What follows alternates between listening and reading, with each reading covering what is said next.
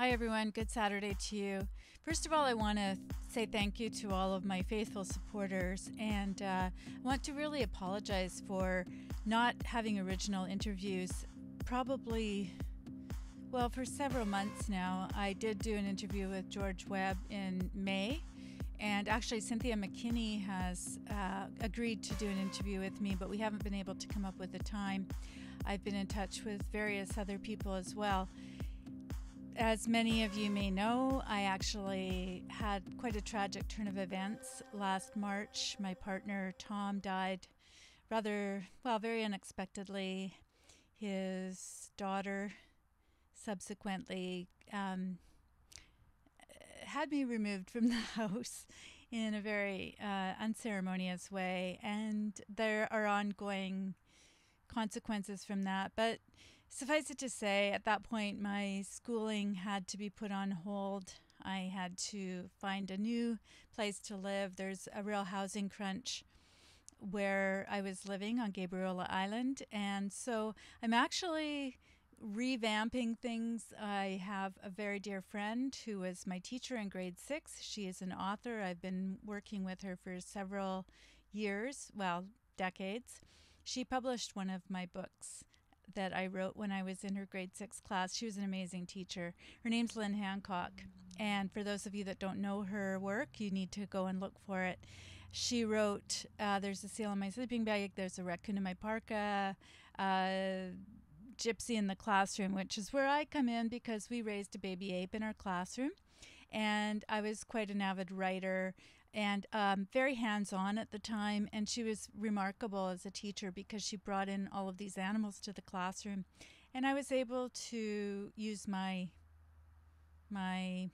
shall I say gift? I don't know, my interest in writing in that class. I just want to let you know that I'm safe and sound, and I'm living in the Airstream that I bought about 10 years ago so that I could actually have a space, a mobile studio, because I was doing a radio show, still am doing a radio show called Character Driven, and I wanted to be able to go on location and to be able to have it be my mobile studio.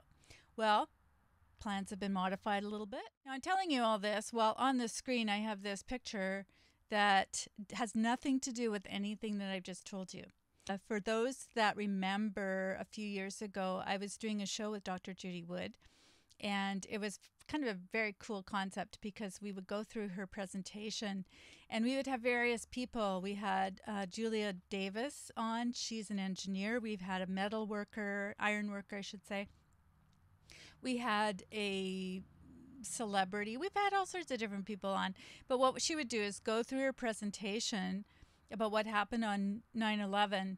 Now, this isn't specifically a 9/11 presentation, but I believe that so many things are interconnected. I've been watching George Webb with the same interest that I was watching Dr. Judy Wood at that time and getting to know her. I did this interview with George, as I said. Now, the really interesting thing is that Jason Goodman and George have introduced us to the Hudson Group. So that's deep uranium. And as far as I can understand, he was the one that told George about the clear and present danger that led him to go down to South Carolina to take a look at the port there with the Memphis Maersk. And that landed him in some trouble that had a lot of people going, you know what, I'm not sure about this guy. Anyway, regardless, I'm big on, as he is, the metadata, and Dr. Judy Wood taught me about that. When I was interviewing her, I spent a lot of time with her, not just on the air, but just speaking to her, and she was such a good teacher in the sense that she, basically her motto is, know what you know, and the rest is just speculation. It's okay to speculate. There's nothing wrong with speculation, but just make sure that you understand that anything that you don't know for a fact that's not evidence-based or metadata-based, as George would call it, is speculation. It's not going to be helpful in terms of an investigation. Now, I think I'm an investigator at heart. That's why I do what I do. I'm a journalist, and I really enjoy hearing people's stories, but the people that I interview mostly are whistleblowers or people that have done something quite remarkable. And I would say that Dr. Judy Wood is one of those people. She, like George, is fascinating in the way that she's able to parse information. Now, this picture that's on the screen right here, some people will recognize it if you've read her book, Where Did the Towers Go? You'll totally get this. But this is actually a relief map. Now, this is from NIST, who did the investigation. So there's nothing here that is hidden from any of us. We can now all find this information. By the way, people say that we should do an investigation on 9/11. Well, Dr. Judy Wood did that. And she took NIST to court. And basically the judge said, what, have you got a death wish? But anyway, they prevailed in the sense that they were just, it was just a very complicated case. And I'm not going to get into that right now. The whole thing is on her website, Dr. Judy Wood, DrJudyWood.com.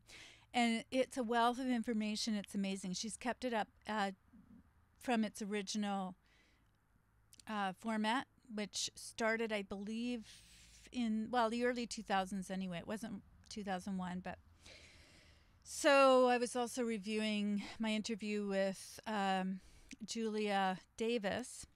Julia was on with Dr. Judy Wood. Now, she's an engineer. She was a border guard, and her life was made hell after she decided to pipe up when she was a border guard and talk about some of the people that were coming over the border that were suspicious. That, too, is another story. I'm going to be putting that up on my site so that we can have the context for all of this. I've got it on a sound-only site, and I want to just put some of these things onto YouTube. Now, it's very difficult to put some things on YouTube because sometimes I use music on my radio show that will have me have my video taken down, or that you've probably had this before where you have a video that is silent.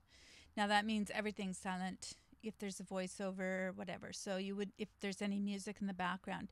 I used an Al Stewart song, On the Border, and so it's really difficult to have those kind of interviews put onto YouTube. I'm sort of skipping around here, but it all kind of comes into play because the fact that I've been demonetized for some of the videos where I talk about issues that I think are really important, like a lot of people, is frustrating because this is how I derive my income.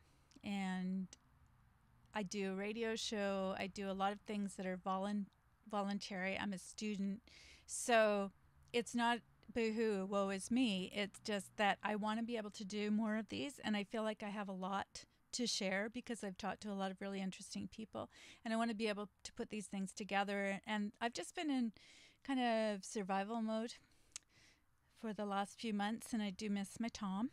So I just want to put a shout out to, despite anything else that's happened, that's the biggest blow, is not to have my sweetie anymore. And he was far too young. So this is for Tom, because he knows all of this now. Wherever he is, I feel like he's inspiring me. So let me just show you this again. This is ground zero. Okay, this is ground zero at the World Trade Center. Now you can see all the different numbers here. So basically what we've been told is Tower 1, Tower 2 went down. We saw that. Tower 7. We all hear about that. We hear about it being a planned demolition, whatever. For various reasons, which I won't go into here, you can go on to Dr. Judy Webb's website.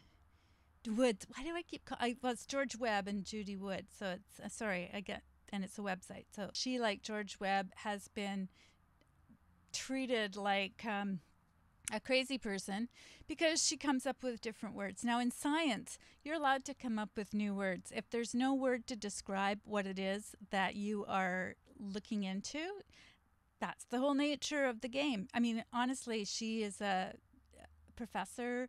She has degrees in the area of engineering and in image forensic image. I can't remember what the exact name of it is, but she looks at, forensic. We look at images to see what we can see after the fact. Now, what I want to draw your attention to is like with WT6 here, WTC6, there's a great big hole there. There's a little hole here. There's a hole over here.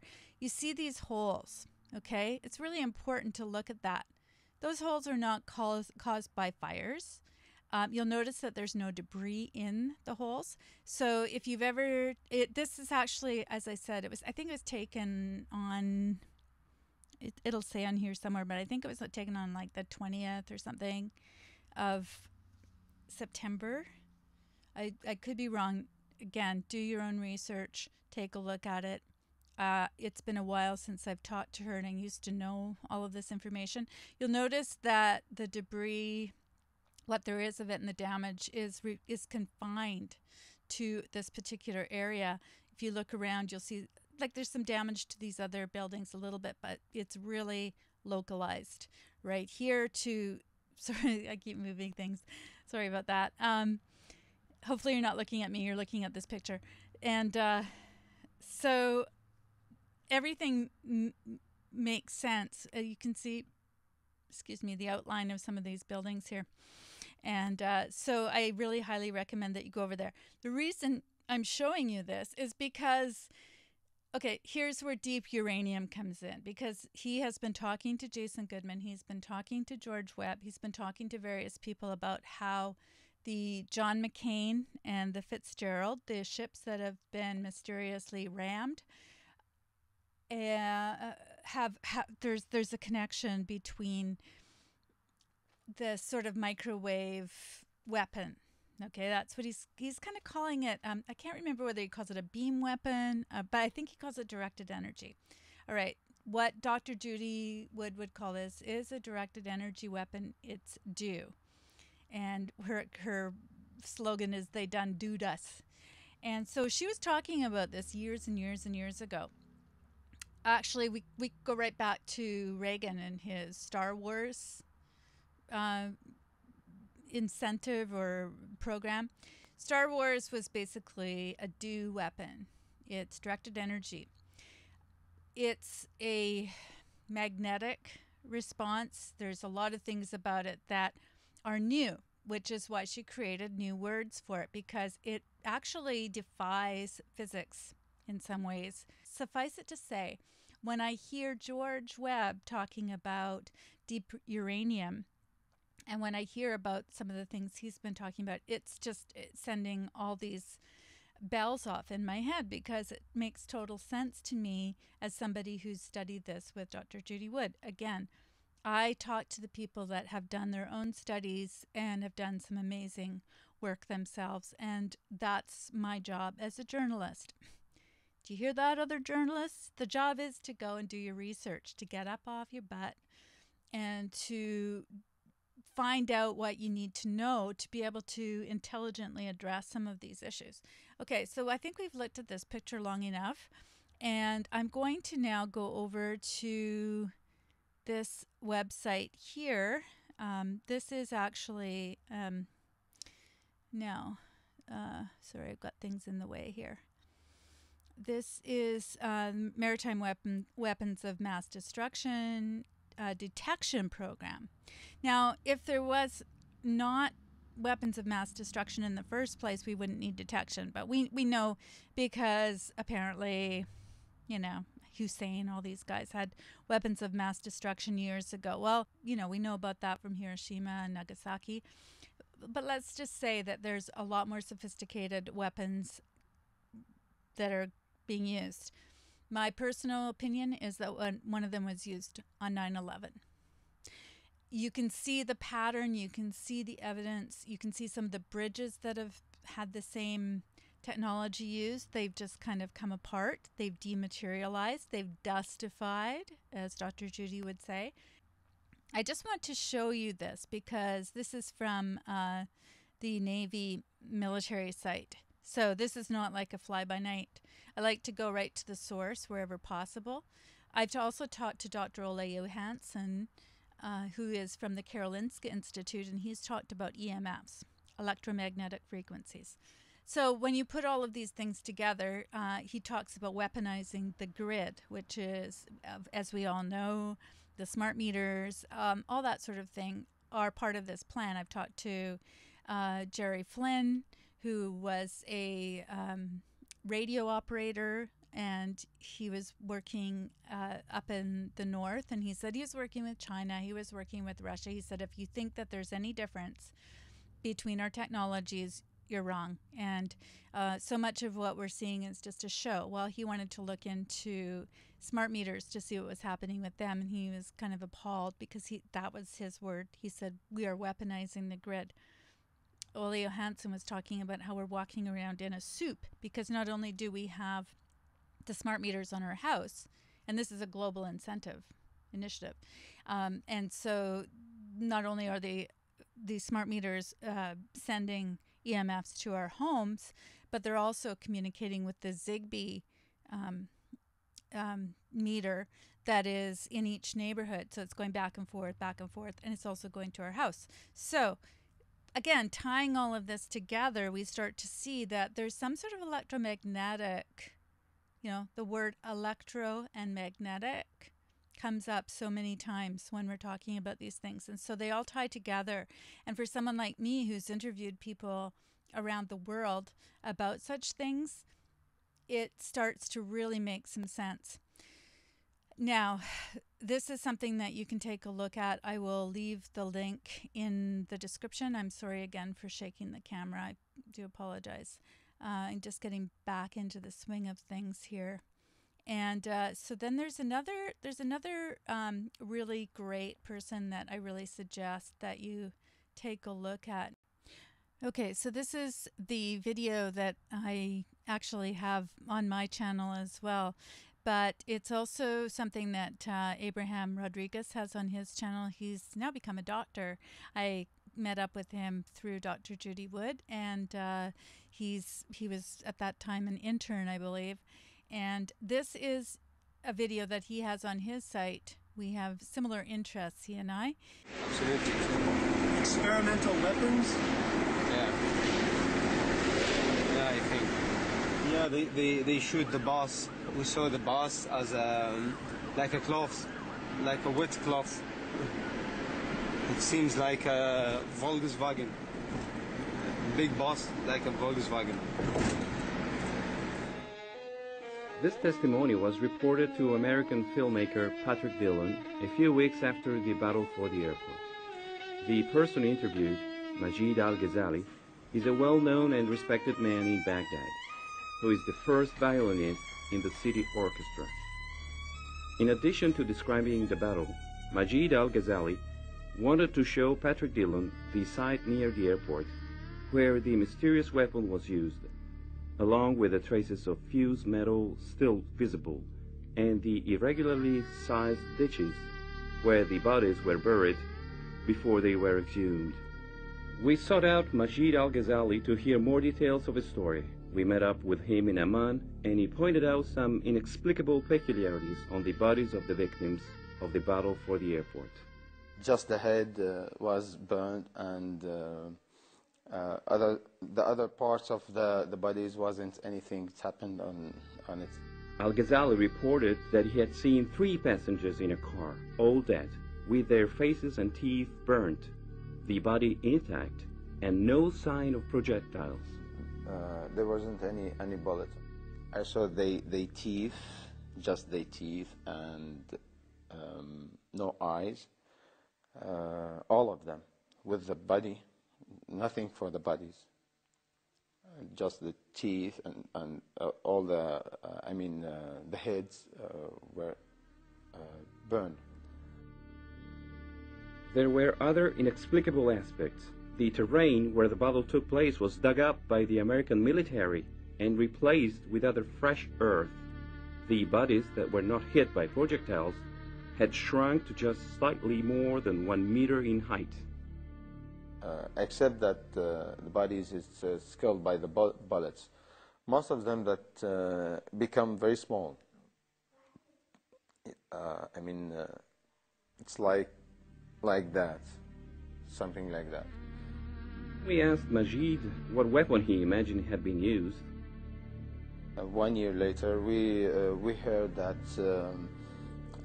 this is update technology. They used a unique one. It's like lasers.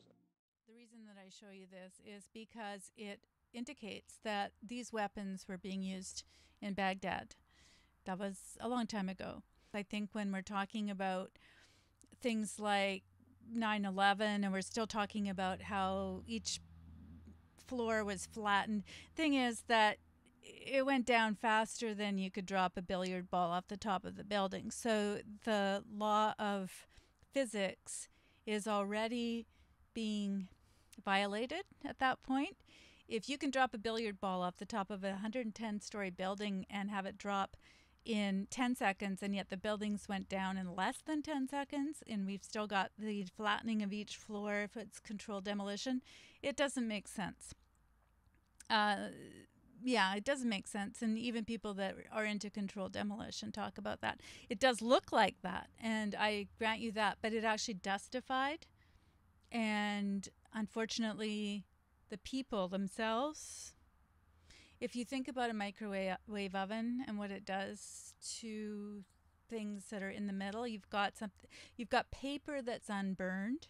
You've got people who are, there's other material that not only burns but actually changes its actual composition and makeup.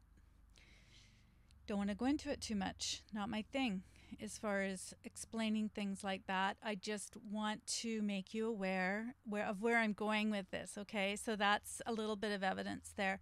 I want to go into this a little bit more, but I think it's really important just to get this information out to you, my listeners, because when you're listening to things like these unexplained collisions, quote unquote, you start to recognize that, okay, there is something else at work here. It could be something else. It's not just what we've known in the past. So here we are at Florida McKee. If you want to go over and take a look, he's really good at this sort of thing. So we're going to start here a little bit into his presentation, and we're just going to use just a little bit of his research to help explain what I'm talking about when it comes to the McCain. Don't mean to be a poet, but I'm going to explain the McCain. Again, I'm relying on other people's research, and I am standing on the shoulders of giants, and I do appreciate it. My job is to put these things together and hopefully help you to start to think differently and to put things together yourself. And rather than sort of going, well, yeah, deep uranium is talking about this being a directed energy weapon and not knowing what that is, you can start to see what he's talking about. And I'm not even sure if he is completely up on things. I would love it if Deep Uranium would talk to Dr. Judy Wood. I'd just love to get people together. I love to facilitate that. So I see that as my job. I'm the person that's kind of putting the puzzle pieces together. And I'm listening to George, and I'm listening to Dr. Judy, and I'm listening to this, to other various people, and helping you to come up with some other ideas. Okay, so I know I'm going long. I understand. I'm really sorry. I think it's just because I'm back doing this again. And I actually really enjoy talking to you, and I really appreciate you as subscribers, and I appreciate the fact that you're here, and I don't want to bore you, but I also want to make sure that you understand. Okay, so here we go. We are going to go to this this area down here. Singapore is, you can see it's 9:13 a.m. GMT is this line up here. This is 1:13, so we can say it's GMT plus 8. So when we look at the track here, oops, sorry, that was another great contributor. Let's see if we can find it. There we go. 2024 GMT, 8:24 p.m. for civilians. Add 8 to that, and you have 4:24 in the morning. We've already played forward a little bit here just to save some time, and we are going to go ahead and play this. Amazing what we can do, eh? So here we go. A lot of traffic, at least at this point here, running fairly clear. I'm going to try to do some updates on times. 4:45, 4:50. Supposedly, the John McCain got hit on her port, so she would have been up here at some point. You're going to see a lot of traffic come into that region. Just crossed after 5 o'clock, 5:10 now. And very shortly, right about here, we see that it makes a 90-degree turn to its port because of an alleged collision.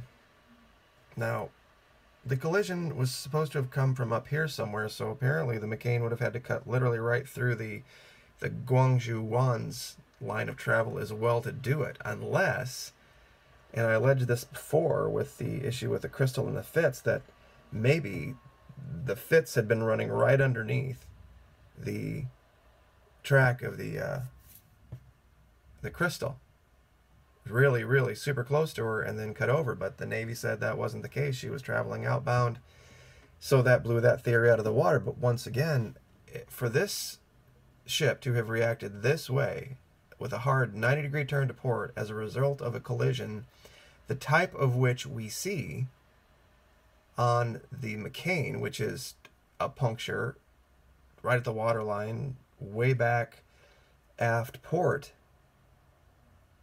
she would have almost had to have been coming this way. But the Navy says they were both heading for Singapore, and you wouldn't have been going this way to be heading for Singapore. So, once again, incredibly inconsistent evidence. Okay, so then again, he uses the word evidence, and I'm trying to put all of the evidence together for you so that you can take a look and see if you, like me, are starting to put the puzzle pieces together, connect the dots in ways that may not be reported. Because all of these things, of course, are underground. This is why videos like mine get demonetized or taken right off of YouTube or hidden or whatever it is. It's not even about the money.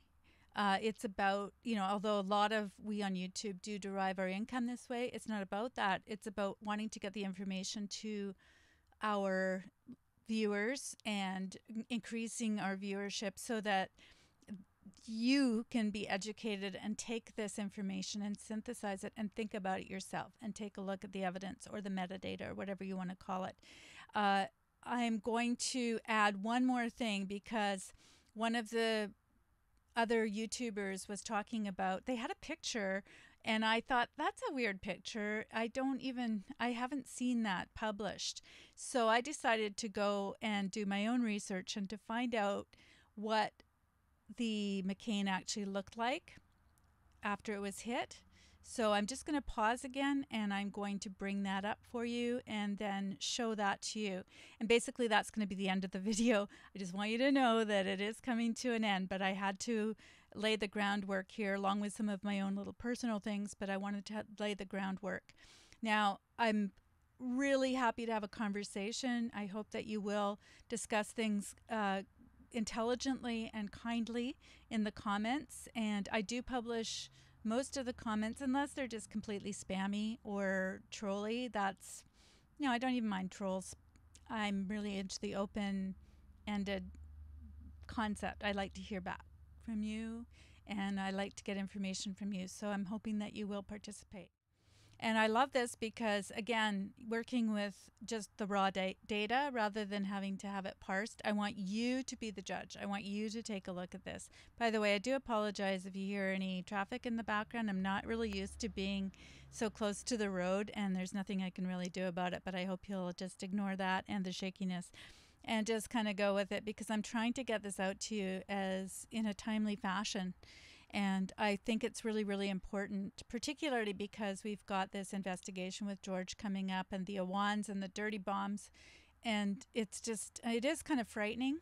But I want you to draw your own conclusions, because there's nothing like being informed to help us to really, it's actually going to assuage our fears in a certain way, because the more we can bring out and bring to the light, the safer we'll be. This is a boat ride. not sure who took the video. I'm assuming it was somebody who just happened to have a camera, a little bit shaky, but there's the John McCain. And this was right after it happened. So we see that the sailors are still on the boat. I believe that the tugboat comes along in this same footage. I looked at a few different things, so I'm not actually sure. Sorry about that. Got all my stuff in the way here. Anyway, just don't worry about that. Okay, so there we go.